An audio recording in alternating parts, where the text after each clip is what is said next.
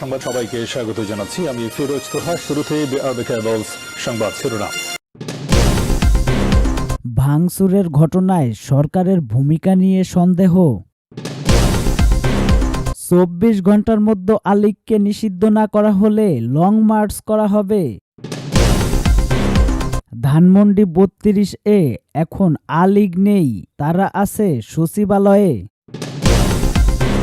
ট্রাম্পের গাজা দখলের ঘোষণায় নিন্দা ও প্রতিবাদ জামায়াতের। ভাঙচুরের ঘটনায় সরকারের ভূমিকা নিয়ে সন্দেহ। ঢাকায় ধানমন্ডি ৩২ এবং সুভাষধানেই থেমে থাকেনি হামলা ভাঙচুর। খুলনা, চট্টগ্রাম, নোয়াখালী, সিলেটসহ বাংলাদেশের বিভিন্ন জায়গায় ক্ষমতাচ্যুত আওয়ামী লীগের নেতাদের বাড়িঘরে শেখ মুজিবুর রহমানের প্রতিকৃতিতে ভাঙচুর করা হয়েছে। এমনকি ঘণ্টার পর ঘণ্টা সময় ধরে ভাঙচুরের এসব ঘটনায় ব্যবহার করা হয় বুলডোজার। পরিস্থিতি নিয়ন্ত্রণে আইন শৃঙ্খলা রক্ষাকারী বাহিনী কোনো ভূমিকা রেখেছে এমন কোনো উদাহরণও নেই। যদিও অন্তর্বর্তী সরকারের পক্ষ থেকে দাবি করা হয়েছে আইন শৃঙ্খলা রক্ষাকারী বাহিনী তৎপরতার কারণে পরিস্থিতি নিয়ন্ত্রণে রয়েছে। কিন্তু ঘটনাগুলোর প্যাটার্ন বা চরিত্র দেখে বিশ্লেষকদের অনেকে মনে করেছেন এর পেছনে এক ধরনের প্রস্তুতি বা পরিকল্পনা ছিল। সেই প্রেক্ষাপটে সরকারের দিক থেকে সেভাবে শক্ত অবস্থান দৃশ্যমান ছিল না। ফলে সরকারের ভূমিকা নিয়ে সন্দেহ প্রকাশের এবং প্রশ্ন তোলার সুযোগ তৈরি হয়েছে। বুধবার সন্ধ্যায় ধানমন্ডি ৩২ নম্বর থেকে ভাঙচুরের ঘটনা শুরু হয়ে দেশের বিভিন্ন প্রান্তে ছড়িয়ে পড়ে। সারা রাত এবং পরদিনও যখন ঘটনা ঘটেই চলেছে, তখন বৃহস্পতিবার বিকালে সরকারের পক্ষ থেকে লিখিত বক্তব্য দেওয়া হয়েছে। সেই বিবৃতিতে বলা হয়েছে, ধানমন্ডি ৩২ নম্বর বাড়িতে ভাঙচুরের ঘটনা অনভিপ্রেত এবং অনাকাঙ্ক্ষিত বলে মনে করেন অন্তর্বর্তীকালীন সরকার। একই সঙ্গে বলা হয়েছে, পলাতক অবস্থায় ভারতে বসে জুলাই অভ্যুত্থানের বিরুদ্ধে শেখ হাসিনার উস্কানিমূলক বক্তব্যের কারণে জনমনের গভীর ক্রোধের সৃষ্টি হয়েছে এবং এর বহিঃপ্রকাশ ঘটেছে। সরকার এ বক্তব্যের মাধ্যমে তাদের একটা অবস্থান তুলে ধরেছে। তবে বক্তব্য দেওয়ার আগ পর্যন্ত সরকারেরই কারো কারো মধ্যে পরিস্থিতি নিয়ে বিভ্রান্তি ছিল বলে মনে হয়েছে। বৃহস্পতিবার সকালে কথা হচ্ছিল একজন উপদেষ্টার সঙ্গে। তিনি আনুষ্ঠানিকভাবে বলেছিলেন সরকারের অবস্থান তার জানা নেই এবং অব্যাহত ভাঙচুরের ঘটনায় তিনি হতভম্ব হয়েছেন। অন্যদিকে শেষ পর্যন্ত সরকার যে বক্তব্য দিয়েছেন এর মাধ্যমে তার দায় এড়াতে চাইছে কিনা এমন আলোচনাও উঠেছে। রাজনৈতিক বিশেষজ্ঞরা কেউ কেউ মনে করেন বিভিন্ন প্ল্যাটফর্ম থেকে ঘোষণা দিয়ে যেভাবে ভাঙচুর করা হয়েছে এর দায় এড়াতে পারে না সরকার এবং তা সরকারের ভাবমূর্তি ক্ষুণ্ণ করেছে। পরিস্থিতির নানা প্রভাব পড়তে পারে রাজনৈতিক অঙ্গনেও। যদিও রাজনৈতিক দলগুলোকে ঘটনার ব্যাপারে বেশ সতর্ক বলে মনে হচ্ছে।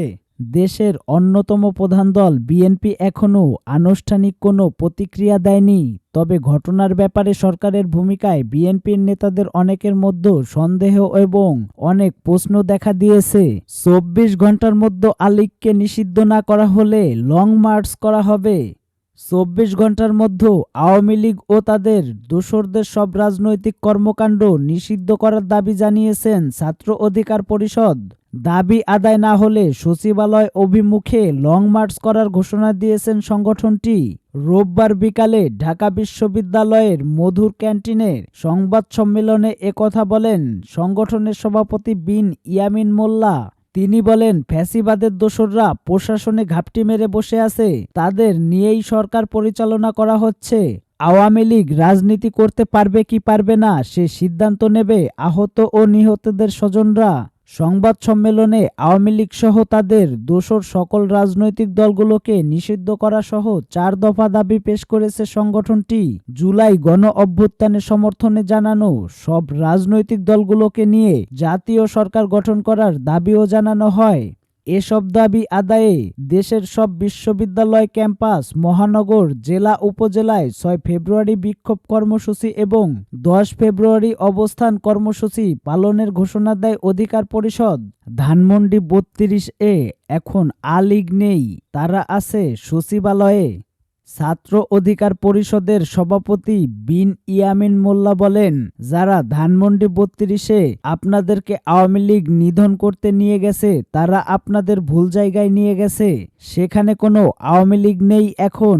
তিনি বলেন, ধানমন্ডি ৩২ আপনারা যতই গুড়িয়ে দেন, আওয়ামী লীগ ফিরলে সেটা আবারও বানানো হবে। তাহলে আওয়ামী লীগ কোথায় আছে? আওয়ামী লীগ আছে সচিবালয়ে, আছে প্রশাসনে, আছে সেনাবাহিনীর ভিতরে, আছে মিডিয়ার জগতে, আর তাদের অর্থ আছে তাদের বানানো ব্যবসায়ীদের কাছে। ধানমন্ডিতে আপাতত কিছু নেই। এই ছাত্রনেতা আরো বলেন, আওয়ামী লীগকে নিষিদ্ধ করতে হলে তাদের সমূলে উৎপাটন করতে হলে হয়তো এখন আমাদের মার্চ টু সচিবালয় করতে হবে, মার্চ টু যমুনা করতে হবে, যেন সরকার তাদের কার্যক্রম নিষিদ্ধ করে, ফ্যাসিবাদ নির্মূলে শক্তিশালী ভূমিকা পালন করে, বিপ্লবীদের নিয়ে শক্তিশালী ও অংশগ্রহণমূলক একটি সরকার গঠন হয়, বিপ্লব যেন মাঠে না মারা যায়। ট্রাম্পের গাজা দখলের ঘোষণায় নিন্দা ও প্রতিবাদ জামায়াতের। মার্কিন যুক্তরাষ্ট্রের প্রেসিডেন্ট ডোনাল্ড ট্রাম্প গাজা দখলের যে ঘোষণা দিয়েছেন তার তীব্র নিন্দা এবং প্রতিবাদ জানিয়েছেন বাংলাদেশ জামায়াতে ইসলামী। বৃহস্পতিবার দলটির সেক্রেটারি জেনারেল ও সাবেক এমপি অধ্যাপক মিয়া গোলাম পরোয়ার এক বিবৃতিতে বলেন, মার্কিন যুক্তরাষ্ট্রের প্রেসিডেন্ট ডোনাল্ড ট্রাম্প গাজা দখলের যে ঘোষণা দিয়েছেন আমি তার তীব্র নিন্দা ও প্রতিবাদ জানাচ্ছি। এ বক্তব্যের মাধ্যমে তার আগ্রাসী মনোভাবই প্রকাশিত হয়েছে। সাম্রাজ্যবাদী আগ্রাসী বক্তব্যের গোটা আরব বিশ্বের মুসলমানদের মধ্যে বিরূপ প্রতিক্রিয়া সৃষ্টি হয়েছে। এ বক্তব্য আন্তর্জাতিক আইনের পরিপন্থী। আরব বিশ্ব তার এ বক্তব্য প্রত্যাখ্যান করেছে। স্বাধীন সার্বভৌমত্ব ফিলিস্তিনি রাষ্ট্র প্রতিষ্ঠায় বর্তমান সমস্যার একমাত্র সমাধান। মার্কিন প্রেসিডেন্টের আগ্রাসী বক্তব্যে গোটা মুসলিম উম্মাহ মর্মাহত ও বিক্ষুব্ধ। এ ধরনের আগ্রাসী বক্তব্য অবিলম্বে প্রত্যাহার করে স্বাধীন সার্বভৌমত্ব ফিলিস্তিনি রাষ্ট্রকে স্বীকৃতি প্রদান করার জন্য আমি মার্কিন প্রেসিডেন্ট ডোনাল্ড ট্রাম্পের প্রতি আহ্বান জানাচ্ছি।